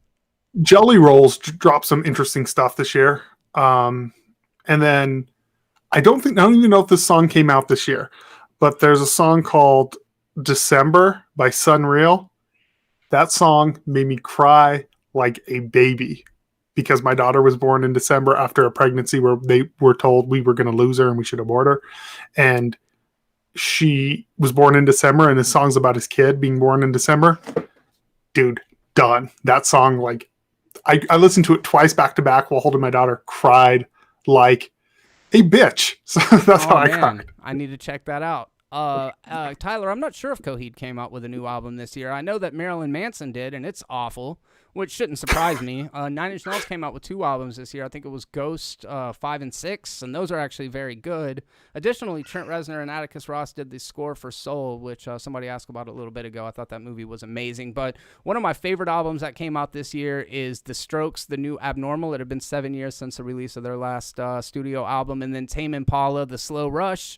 The Weeknd, After Hours is super good. I love The Weeknd. And then Mr. Bungle actually released a EP that they wrote back in the 1980s called The Raging Wrath of the Easter Bunny, and it's recorded in a new studio, and it sounds like old Metallica, like old speed metal, like Ride the Lightning or Kill 'Em All, like pre-Injustice for All stuff, and it is awesome. It was so good to like hear that style of music done in current production. So definitely, if you guys are looking for something really weird to listen to, Mr. Bungle, the lead singer of Faith No More, his new album's sick. Mike Patton. So those are a couple of the music selections that I came up with this last year, and that's about all I got there. What about TV shows, man? So TV shows. Yeah, Sweet Home is my show of the year for me right now. Is that what else did I watch? I finished The Rain season 3. Rain season 1 and 2 are incredible. Season 3 felt like they were getting canceled and needed to wrap up the story, which was a huge disappointment. I've been watching like literally more like garbage reality TV shows than I ever have in my entire life. Like Bachelorette and crap, just because like me and my wife we have the kid running around, we're busy, we're doing things, and we're just like, I don't want to think for 5 minutes. Let's just put on garbage in the background. I'm the same way, and that's why I haven't started Dark yet, because I feel like it requires paying attention, and I want to give it the attention that it deserves. But yes, lately I haven't been really wanting to engage intellectually in a lot of new television series. I'm really a big fan of miniseries, like streaming events, the 5, 6, 8, 10 episode arcs that are completely in and out. Like what was the one about the power plant, Chernobyl, that came out last year? That was amazing. One of my favorites, I own it. I bought it on Vudu on sale for like $2 one time, and I haven't watched it. I forgot I owned it until you just said it right now. It's really cool, man. So for television series this year that were released, I've got The Haunting of Bly Manor on Netflix. I thought that one was really good. Animaniacs, the new season of Animaniacs on Hulu. Is it actually good? It's very good. Okay. I'm a fan of that. Mandalorian on Disney Plus, I think, is very good. Season 2 was pretty awesome. The Boys Season 2 on Amazon Prime. Haven't watched any of The Boys. I've read the comic and I kind of fell off with that and then never went to the show. The Boys is cool, man. It's I enjoy it a lot. I would say more than Mandalorian personally, and I know they're not really the same kind of shows, but The Boys is definitely a much more subversive and satirical take on superheroes, and it at least it's doing something that is, subversive, and I know it is kind of for the point of it just being subversive, but anyways, I definitely like The Boys Season 2 a lot, actually more than the first season, so a big fan of that. And then my favorite thing of the year, and I saw Mark McKeever brought it up a moment ago, my favorite streaming series of the year was Queen's Gambit with Anya Taylor-Joy. That's another one that everyone keeps telling me, and it's just like, it's a miniseries, right? It's not like a full ongoing show. Yes. Okay, that makes it a lot more appealing to me. I just thought of one that I totally forgot: Solar Opposites on Hulu. From one of the creators of Rick and Morty, Justin Roiland. Yep. Took me a couple episodes to get into, but by the time the season wrapped up, really enjoyed it. That's a really good one. I'm glad you brought that one up. And there's one that I saw on HBO Max that's, I don't think came out this year, but it's called Apart Together or Together Apart. I know which one you're talking about. It's really good. Have you seen any of it? I watched one episode and couldn't get into it. I enjoy it, man. I think it's really cool, but I also imagine that it does speak to a certain type of hipster because just 100%. The style it is. It was so like, just cringeworthy to me when I was watching it. It was like, I hate all these people. Oh, yeah. Dude, I think that one's fun. And then I haven't seen Devs. Did you watch Alex Garland's Devs? So it is interesting, well shot. The main character is so horribly acted that she ruins every scene she's in. She does the same thing that the girl from Twilight and Underwater does. What's her name? Kristen Stewart. Yeah, where she's like her version of acting is going, and you're like, okay, that I guess means you're really into the scene. You took a bunch of deep breaths. Okay, I started it yesterday and watched about 20 minutes of the first episode, and again I was like, I'm not in it like I need to be to watch this because I do really like Alex Garland. I really like Ron Swanson. What's his name? Nick Swardson. No, not Nick Swardson. What's his name? I know who you're talking about. Nick Cannon. No. Yes, it's Nick Cannon. That's who it is. Oh yeah, Holden mentioned I still need to watch Devil All the Time. That's like Tom Holland and I think Robert Pattinson. Everyone says that's really cool, man. It's another one. I heard it was good as well. That's one that I definitely wouldn't mind getting around to. And those are a couple of the television suggestions. I saw Di also say that Queen's Gambit's one of her favorite series. It's really good. It balances multiple different things really well. And I think Anya Taylor-Joy is like been one of the big standouts of the year 2020. I mean, she was fantastic in Queen's Gambit, and she was in New Mutants. Still haven't seen that either. Nick Offerman, thank you very much, Richard F. Welcome to the chat, man. Glad you stopped by to hang out and talk some movies with us because we are just now moving into the best movies of 2020. So basically, we've got 5 movies to choose from. What order did you put them? That's what we're here to find out. Anything that you saw this year? Okay. So I saw a lot of things this year that didn't come out this year. Okay. So I have a list because I have Letterboxd. I have 100 movies I saw this year, which is super low for me. Pretty good though. So a lot of these are 2019. I finally saw Knives Out. Incredible. I don't know why it took me so long to watch it. I rewatched a film from 1965 that I didn't enjoy the first time, Repulsion by Roman Polanski. I rewatched it. Love that movie. It's an amazing that movie is incredible. I don't know why I hate it. I was like 14 the first time I saw it. That's probably why I didn't like it, but it's incredible. For those of you that don't know, Roman Polanski did Rosemary's Baby. This is the first entry into the unofficial Apartment trilogy. So it was Repulsion and then Tenet and then Rosemary's Baby. Yeah. And Tenet is horrible. Tenet? Yeah, it's horrible. Tenet? No, the Roman Polanski one. You don't like that?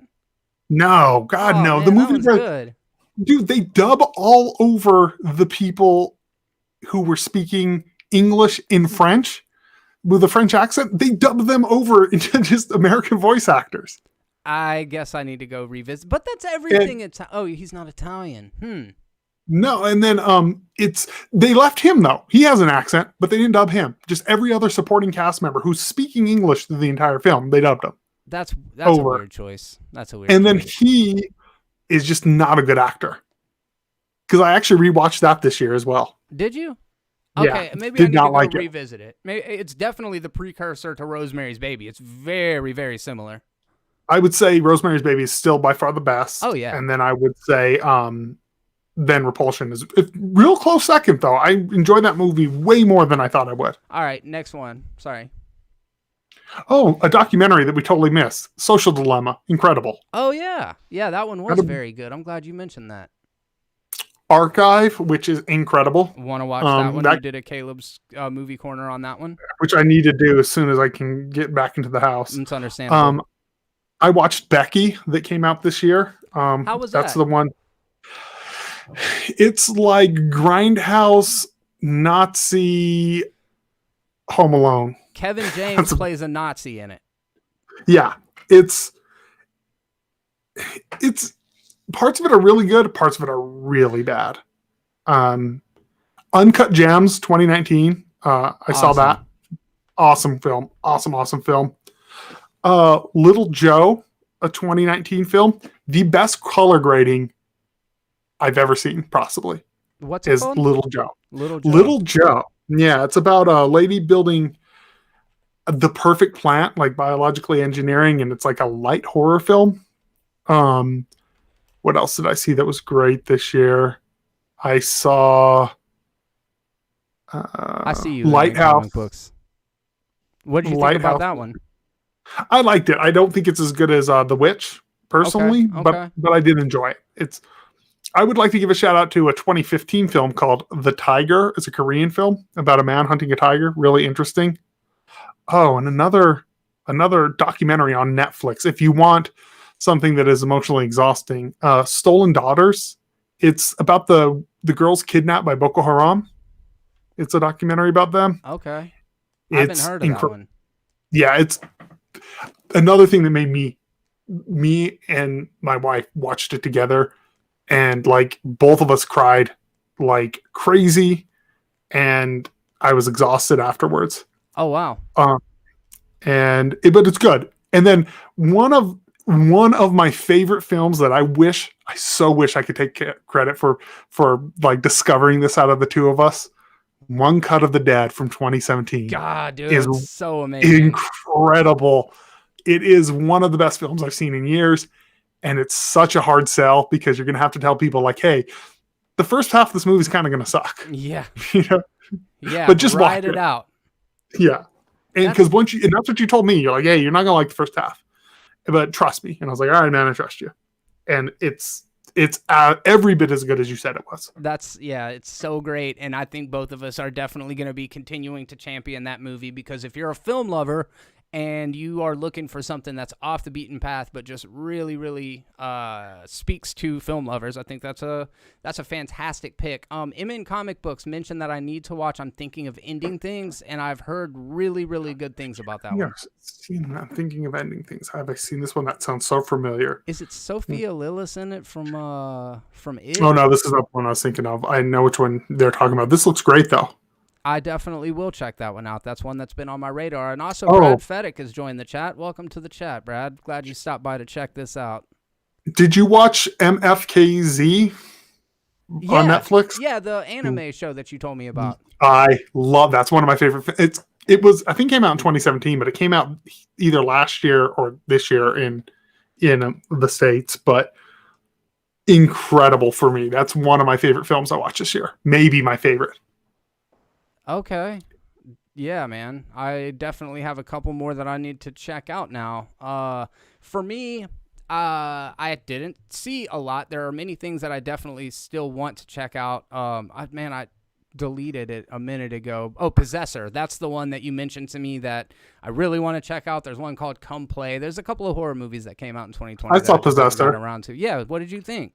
It was it's good. It's not as incredible as I wanted it to be, and maybe I hyped myself up too much from the trailer, but it's definitely a good, enjoyable, slow-paced film. It's interesting, but do I think you're going to walk away just blown away from this film? No, I don't expect that. But it's a solid movie. Like, it's worth. I bought it, and I don't regret my purchase. Yeah. Okay. Onward was very good, Nick Mayfield, and also Borat 2 was another enjoyable movie that came out this year. My picks are a little bit maybe predictable this year. Obviously, The Gentleman, which came out earlier this year, Guy Ritchie's latest film, I thought was really enjoyable, and I think it was one of his more divisive films. Did you see that one? No, but hearing it's a more divisive film, on board. It's really Here we good, go. man. It's really good. I love the cast, and Guy Ritchie's another one of those filmmakers very similar to Quentin Tarantino that just writes cool, macho fucking characters with great dialogue, and I really enjoyed it. That one was Is fun. it like old school Guy Ritchie, like lock, stock Yes. level? Okay, sold. Yes, it's very, very dynamic. It feels like classic Ritchie. It's Perfect. good. The Rental with Brie Larson and other people I can't remember right now. Dave Franco directed it. It's a sort of a mumblecore slasher movie. Okay. It's about two couples that go to an Airbnb that's completely things start happening. Bad things start happening, and I thought it was a really cool take on a completely formulaic genre. They managed to make a slasher movie that wasn't that's kind of winky, self-aware thing that Scream or Cabin in the Woods did. It was earnest in its execution, and it kind of was able to subvert all the things that suck about traditional slasher movies. So I like that one a lot. That one, yeah. It's a Netflix original, or am I totally wrong on that one? No, I don't know who. Maybe it was a Prime original, and I think that's where you watch it. Okay, there was somewhere that I saw it. Which, hey, maybe I'll watch it in VR then if it's a Prime original in a giant movie theater, since we can't do that anymore. Yeah, dude. Yes, for sure. You can watch it on, I guess, Vudu for $3.99. I guess you can rent it anywhere. I didn't rent it. I feel like I saw it for free, but maybe it was one. It was free somewhere for a while, I think, because I remember seeing it. There's that one with the kid from Stranger Things that plays Steve, and it's called I don't know what it's called. He's a spree is what it's called. He's like a Uber driver who goes on a killing spree to get famous on the internet. Oh, I didn't even heard of that one. That sounds incredible. Yeah. It's supposed to be a really good dark comedy, kind of like Heathers or something. So that's one I want to see. And then as far as stuff that is at the top of my list, we've got Soul, Invisible Man, and The Hunt. Excuse me. Soul, Invisible Man, and The Hunt. Did you see any of those? No. The only one I'm really curious about is The Hunt out of all of those. It's really good. It's really good. The Hunt looks really good. I imagine that's a movie that's just not going to be for everybody. I think a lot of people are going to look at the politics and the message and be like, that's very juvenile or very because it's not deep. It's not deep by any means, but it kind of reminded me of South Park in the way that it just kind of goes in on everybody's stupidity. And right now, there's more than need ever. that. Yeah. That's my thing, too. I actually like movies. Sometimes I hate when movies try to be deep, because I feel like when movies try to be smart, they're never as smart as they think they are. And it's very off-putting. Yeah. Peanut Butter Falcon. Yeah, that was fantastic, Nick. I didn't know that came out this year, but it's very, very good. And my number one movie for the year, again, because I'm a basic B, is Tenet by Christopher Nolan. And Caleb, you know I have a complicated relationship with Christopher Nolan, and that he's not necessarily my favorite filmmaker. Not that he doesn't make great films, but I was very surprised by the amount that I like this. This is one that I'm waiting till it goes on sale, because there's no really reason to rush out and get it, in my opinion. But I feel like you and me are pretty much on the same point with Christopher Nolan. Sometimes I think he's genius. Sometimes I think he's okay. And then sometimes, like with Batman Begins, I don't like his Batman movies. But I don't think there's not a lot that I dislike. He is a good director. But the fact that I knew a lot of people were very divided on this film always makes me want to see a movie more. Divisive filmmaking is the best filmmaking. And I think a lot of people came out of Tenet like, I didn't really understand it. And I don't think you were really supposed to. Some of the best movies are very ambiguous, and they leave you with more questions than answers, and that tends to make them stick with me for longer. I can see how some people would just be like, why wind it so tight? Why make it so intricate? Why try to confuse audience members? And I understand all of that. I think it's completely valid. But just from a cinematic experience, and granted, there are all sorts of external factors. Like, this was the last movie I saw in IMAX theaters after the kind of shutdown had already happened. It was my first time returning to the theaters. And seeing it in IMAX and just the opening scene in the opera, without any spoilers, the gunfire and the opening scenes of the opera completely hooked me immediately. The sound design is intense, and a lot of people have criticized them for the dialogue being mixed too quietly, but I'm like, if you're in a room and guns are going off all around you, the guns are going to drown out the dialogue, you know? Yeah, and I sometimes watch movies. One of my favorite ways to watch movies is with noise canceling headphones, like super high, so you can hear everything. Yeah. It's the best. It's better than any surround sound experience you're going to have. So that sounds interesting to me. Yeah, it's highly recommend that one. And then I also came up with a list of most terrible movies for the year. I don't know if Cats came out in 2020. Let's see. No, it's a 2019 film. All right, so I can just skip right past that. Me and Victoria put it on the other night because I knew that it was going to be one of those just awful movies, and we saw about 15 minutes of it before I fell asleep. But, dude, it is so strangely erotic. These, like, eroticized cat people. I know the furry community is just eating it up. You know what I mean? I don't know. Do they even like it? It's pretty terrifying from the images I've seen. That's a good question. So, okay. Did you see Eurovision, the Will Ferrell movie? No, I did not. Is it any good? It's obviously not good. I heard it's weird as shit. It made me angry, dude. It made me angry. I don't understand what they were trying to do, but I didn't know about Eurovision prior to the movie either. Apparently, it's like Europe's American Idol or something. It's something that's been going on since like the 70s. Right, yeah.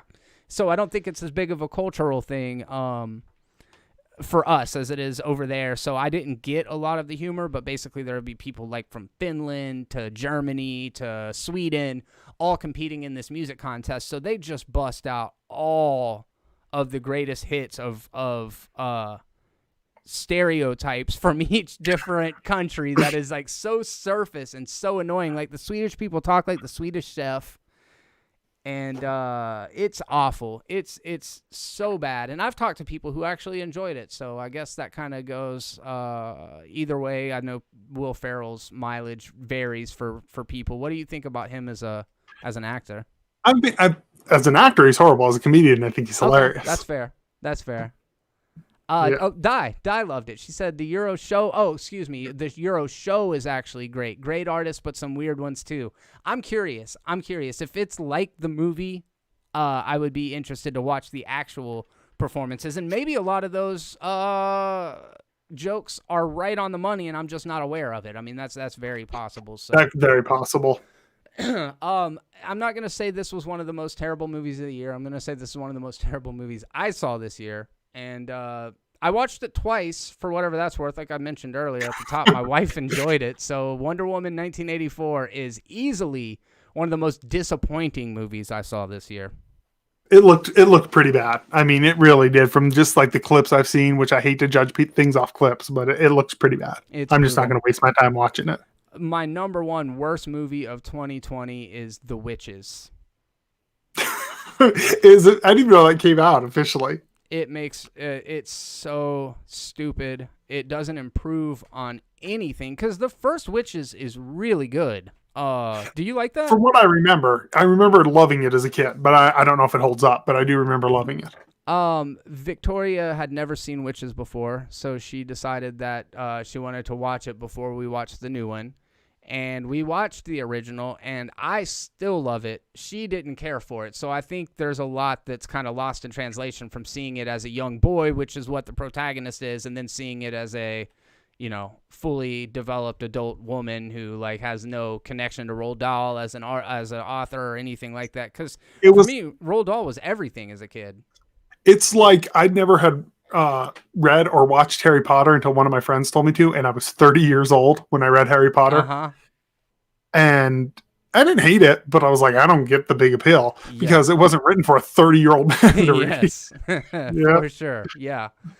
So after watching the original Witches and just seeing how meticulously crafted all of the designs of the witches were and how much amazing puppetry and special effects were done by Jim Henson Studios, to see this new one where everything is just this real polished CGI and they try to ham it up, but Anne Hathaway is no Angelica Houston. I'm sorry, that's just, you can't even do that. No, I agree. So The Witches was probably the worst movie I saw this year. It offended me greatly. But all of those 3 movies that I mentioned are, they're just trash. They're just straight up trash. And again, Wonder Woman, like, it's 2.5 hours long. And I would say there is probably a good 30 minutes of movie in it. And I want to give it that. I want to say there are moments in it that I was there for. Like, the first act of it ain't that bad. And then Kristen Wiig shows up looking like one of those cats from Cats at the end, and it's like, oh no, they just jumped the shark big time. I also heard they tried to make Kristen Wiig like a sex symbol in it. Is that true? Like, they tried to like convince you that she's sexy. She kind of is, dude. I was. Kristen Wiig is a pretty woman. There's no doubt about it. She's got nice features. She's, not what you would consider like, she's no Gal Gadot or whatever, but yeah, they kind of made her look like a smoke show, and they let her keep her glasses on while she was sexy. So I was like, look at them making moves. My worst, so I was looking at my list. I don't have a lot that I watched from 2020, so I'll just go some of the worst movies I watched. They're going to be, so speaking of Will Ferrell, Get Hard with Will Ferrell and Kevin Hart. That movie's so dumb. It's so bad. Fahrenheit 451 with B. Jordan in it. Michael B. Jordan, incredible actor. That's horrible movie. I heard it was rough. It's bad. Are you a fan of the source material? Yeah, love the book. Okay.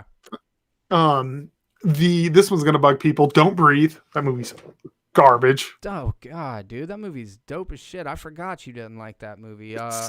So joining me next week on the show is Tristan from Martial Arts Film Freaks. You're fired. That's what I'm saying. That's how fired is how it is. So this film, Beyond the Gates, which is essentially sounds like something you and me would dig. Yeah. It's pretty much horror Jumanji in an old VHS store. And I saw it. Barbara Crampton is the TV witch lady in it. Yes, it's bad. I kind of liked it, and then it's terrible at the end. Yes, I wanted to like this movie so bad because it seems like 2 film nerds would just geek out about it. Yeah, I do like the setup though. The whole they own the video store and stuff. Yeah, I remember seeing that. That's funny you brought that up. Childhood of a Leader, which is with a 2015 film, but with Robert Pattinson. It's a film essentially about a kid who grows up to become a Hitler-esque character. Never heard of it. Super cool concept. Just horribly executed. Tragedy Girls, really from 2017. Really wanted to like this wanted to like it, man. Thought it was going to be like Heathers. It had potential. I really like Alexandra Shipp. I think she's a freaking smoke show. And then the girl that played Megasonic Teenage Warhead. So it was kind of a Fox X-Men reunion, and it was bad. It wanted to love it. Like, I was like, you know where you're like forcing yourself halfway through the movie? You're like, I like this. And you finally go, nah, I just don't like this movie. It's what you said. Like, Beyond the Gate is the same way. Or like, We Are Still Here is another one that I felt like that about. So this one you're going to hate too, because I watched it again for this time. 2013 Snowpiercer. See, I hate that movie. I don't get you sometimes. Hate that movie. What is it about it that you don't? Oh, I know. Okay. I can tell you what it's a shallow exploration of Marxist ideology. It's not even that. I won't even go that far. It's badly directed and horribly acted. Dude, that's what it is. Oh, I won't go that far. It sucks every other aspect. Yeah, no, it's like, yeah, it's super shallow and everything, but it's just, it's dumb. Like, the acting is super cartoony where he puts his arm out and he gets frozen and it's like, that was weird. It's cringy. What about the axe scene in the tunnels, bro? That was wild. Dude, I don't like anything about that movie. All right, moving on. Star Wars Rise of the Skywalker. Oh. I really didn't like that film. Yeah, I'm with you on that one. It's hard to say any of these movies are like the worst movies. These are just the worst I've seen. Yes, yeah. And also, like, there's something to be said about wanting something to be good and then seeing it and being completely let down versus like digging to the bottom of the barrel on Amazon Prime and watching some $500 movie. Rise the Star Wars movie, I had zero expectation. I'm over Star Wars. I had no desire to see it. And I was like, I'll just watch it. So even with going in thinking it was going to be bad, it still was worse than I thought it was going to be. The Yeah. Child's Play remake I finally watched. Oh, that one is rough, isn't it? That's rough. Like, it was one of those ones where everyone's like, it's bad. And I'm like, yeah, you guys are just using your nostalgia. You're being crybabies. And I watched it and I was like, ooh, this is rough. You are my buddy. You're my best friend. It's so bad. I kind of liked part of it though, but yeah, it wants to be Stranger Things. Kids that age are not gonna play with toys like. In fact, nobody's gonna play with a toy like that. If there was a toy made for kids these days, it would look like Betamax or some shit, or like Wall-E. You know what I mean? It would have the sleek design, not this terrifying. Like, what is that thing supposed to be? It's horrifying. And then I watched In Fabric, which is essentially a movie about a killer shirt, a killer dress. In Fabric. It's from 2018. It's directed by what's his name? Peter Strickland, who's done a bunch of weird ass movies. Is he the guy that did Rubber? No, he did it. He did the what was it called? The Duke of Burgundy, I think was the name of it. Okay. All his movies are kind of weird. But starts off incredible. Really enjoyed this character. Very weird. Very, very weird film. But you're like, okay, I'm into this. I really like the cast. And then halfway through, it's like, we're changing the entire cast of the movie. And you're like, okay, I guess everyone that I grew to love is gone. And then I'm going to say The Mermaid. I rewatched this film. It's a 2016 directed by Stephen Chow, who I love Stephen Chow. Uh-huh. Mermaid's just not good. It's not Stephen Chow's best. I haven't heard of that one. You're going to hate me for this. 2007 film, Trick or Treat. Yeah, dude. I remember we did a real debate on this, and the only reason you hated it is because you had to. Like, I really did. I would have excited because I've heard how great this film is. I think that's why I hated it. Is this film's been so hyped up to me that I feel like if I had discovered it when everyone else did, I probably would like it. But when you hear that this B movie film was just like a masterpiece, it's so incredible, and then you watch it, and you're like, it's just a B movie horror film. That was a case of expectation being way too high for this film. Actually, is wild. Because everybody champions it as if it's one of the greatest horror movies to come out. It's not Cabin in the Woods. They're like it's like a modern horror classic, and you're like, so I heard all these great things, and it was a blind spot of mine. So I was actually excited when you were like, hey, watch this. And I think that was a classic thing of my expectation being super high. But honestly, looking at this list, what it tells me is I watched a lot of good movies this year. If that's the worst that I have, besides like Child's Play and stuff, there's nothing that's really, really bad. Oh, actually, there is one. Once a Gangster that we watched for this podcast. That's pretty bad too. Oh yeah. I remember that one. Okay, so back to your the In Fabric guy, Peter Strickland. He did one movie that I really like. It's 2012's Berberian Sound Studio.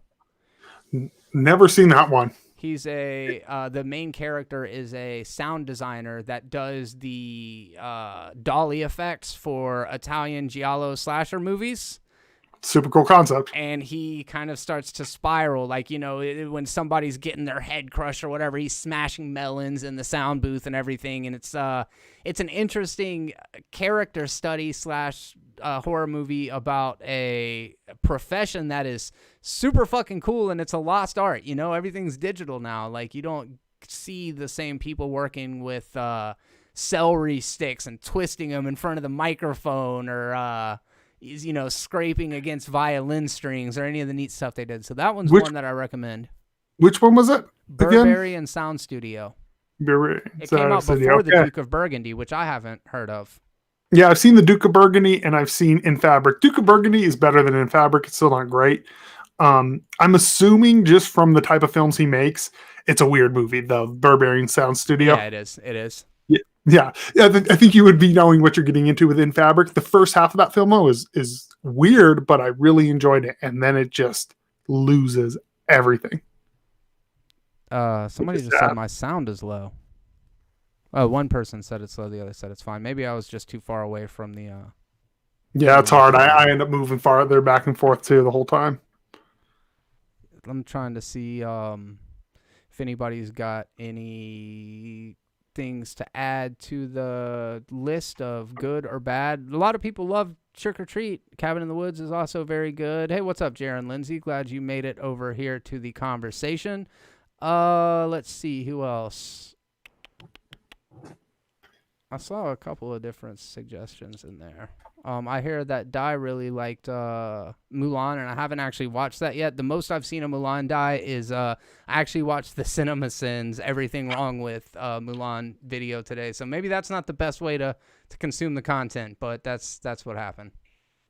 That's like I'd never seen those pitch meetings that I know everyone's seen on Screen Rat. So I went down the rabbit hole. Those are really funny. They're really good content. Yeah, he's super clever. I can't remember what his name is right now, but I do really like those. And I haven't been watching them for years. I had a buddy last year, a filmmaker here in the area, Steve Wise, actually, the programming director at Pensacon, and he was like, "You got to check these out. They're really funny." And then I watched the one that you sent or told me to watch. I think it was yesterday or the day before, and that shit killed me. Civil War.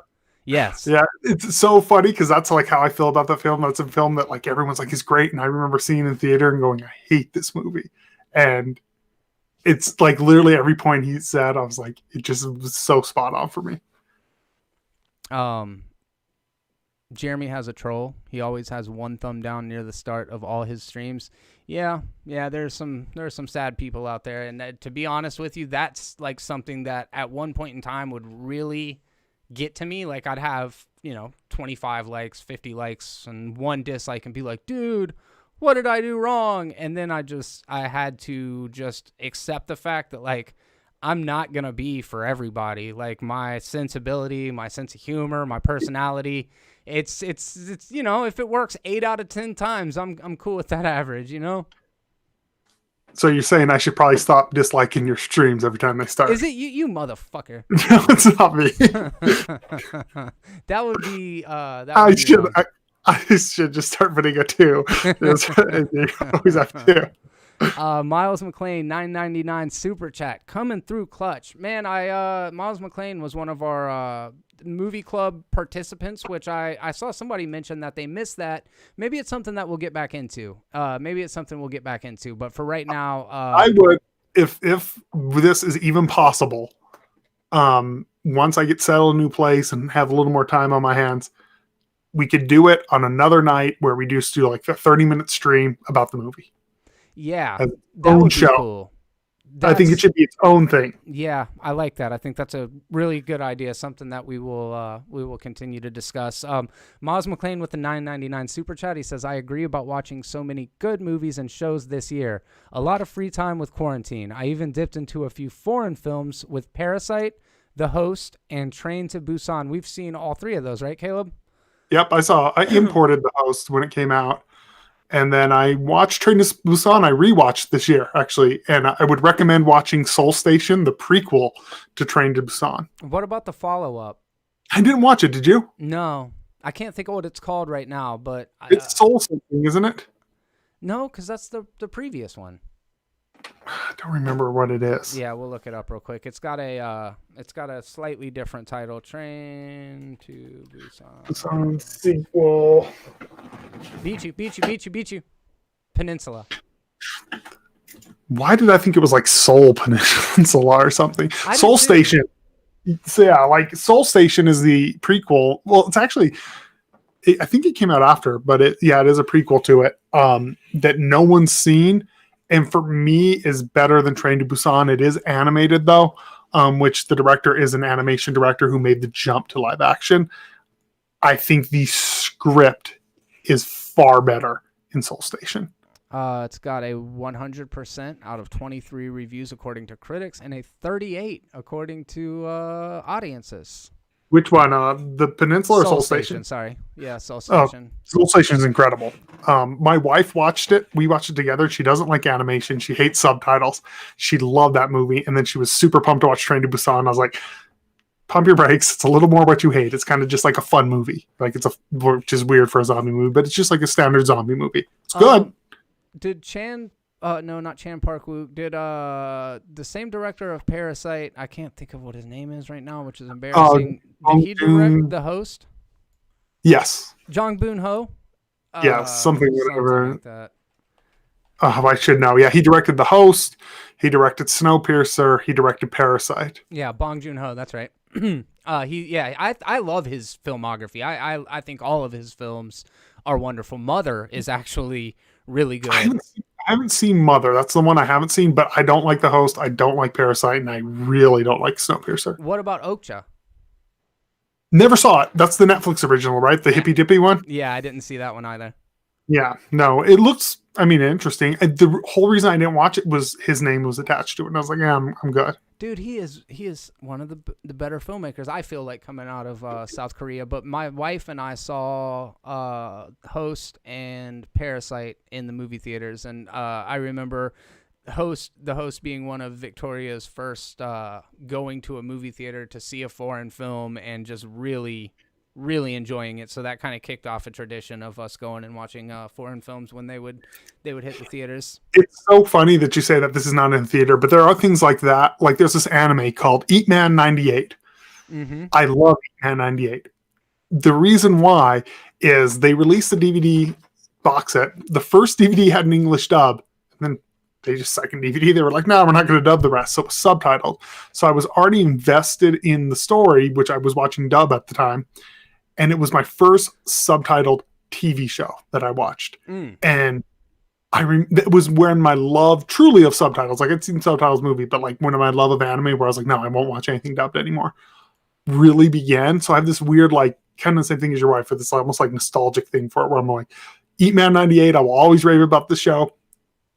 Is it really that good? Probably not. But there's something about, I have this thing of like, oh, that's when my love of subtitles truly began.